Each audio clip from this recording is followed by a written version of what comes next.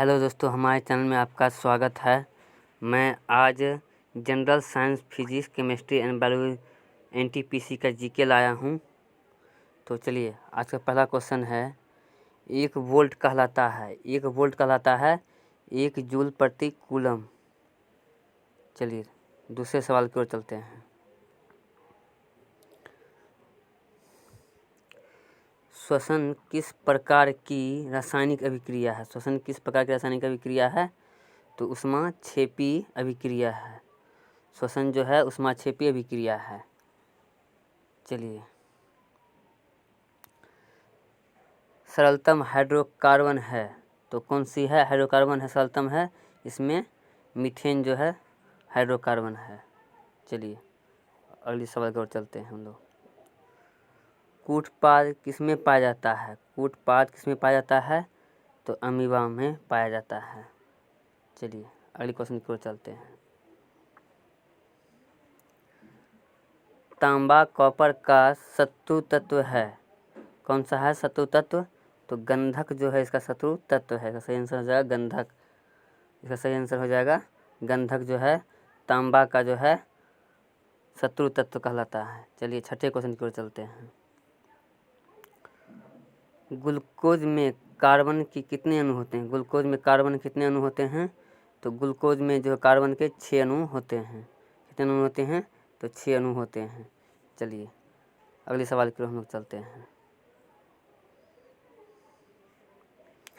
कौन सा भाग फल बनता है? तो इसमें से इसका सही आंसर हो जाएगा अंडाशय जो है फल बनता है। चलिए अगले सवाल को चलते हैं। आवर्त सारणी के प्रथम वर्ग के सदस्य हैं, तो क्षारीय धातु जो है आवर्त सारणी के प्रथम वर्ग के सदस्य कहलाते हैं। चलिए अगले सवाल की ओर चलते हैं। किस उपकरण में धन और ऋण का चिन्ह नहीं होता है? तो किस उपकरण में धन और ऋण का चिन्ह नहीं होता है? तो कुंडली में जो है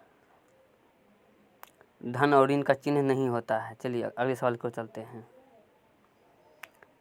संगमरमर का रासायनिक सूत्र क्या है? CaCO3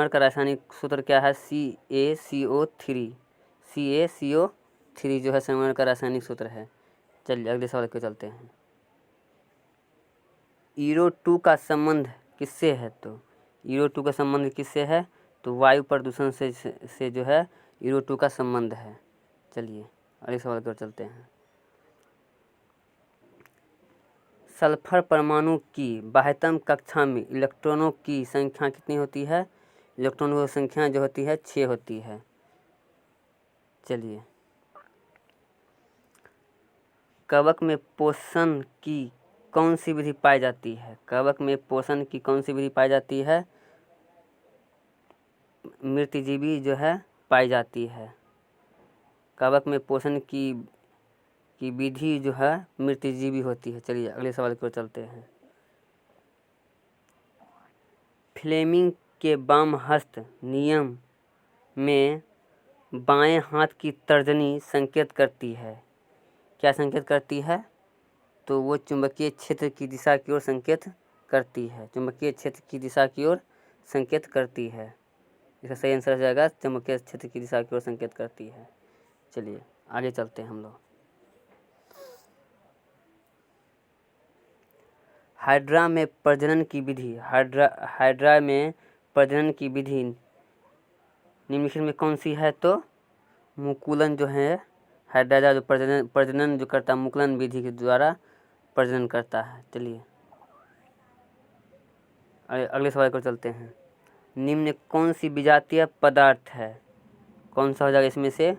नमक जो है इसमें विजातीय पदार्थ। नमक जो है हम लोग खाते हैं, हम लोग ये सब नहीं खाते हैं। चलिए अगले सवाल की ओर चलते हैं। लेंस में मुख्य फोकस की संख्या कितनी होती है? तो 2 जो होती है लेंस में मुख्य फोकस की संख्या होती है। चलिए आगे चलते हैं। निम्न में किसका अर्थ जल होता